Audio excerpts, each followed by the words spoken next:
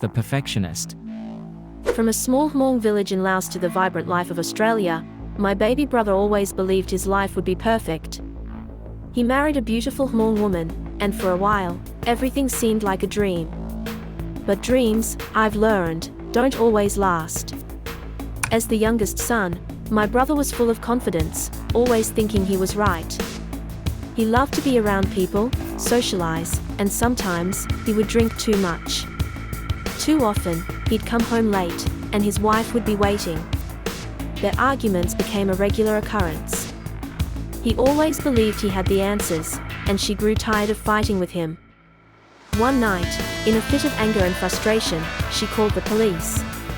They took him away, leaving her alone with their children. It was the night their world began to unravel. She packed up what she could, grabbed the kids, and left. No more waiting for him to come home. No more fights. Our family, along with the elders, tried to make peace. They wanted to save the marriage, to do what tradition expects of us, but the damage was too deep. They could never go back to what they once had. With my brother in jail, the burden of their life fell entirely on her shoulders. She had to work, pay the bills, and keep things afloat. It wasn't easy, but she managed. She made new friends at work, people who understood her pain. Soon, she began staying out late, just like he had. The roles had reversed.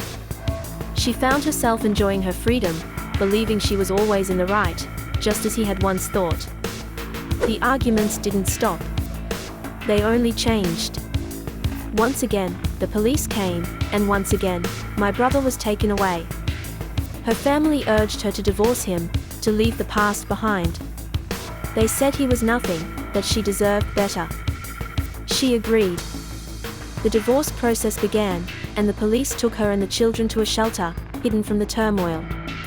She took everything from their home that mattered and left, ready to start over.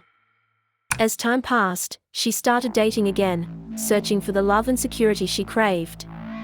But every man she met turned out to be the same. They only wanted her money. When the money ran out, so did they. My brother, once free, found someone new. But that didn't sit well with her.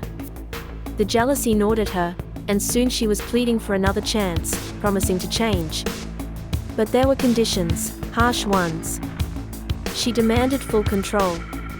He had to sign everything over to her, the house, the money. If they were to reconcile, it had to be on her terms. She wanted her freedom, to go out whenever she wanted, without question. Now, their lives hang in the balance, caught up in court battles. The dreams of a perfect life that once filled my brother's heart have turned into something far more complicated. And I can only watch, hoping for the best, knowing that some things can never be what they once were.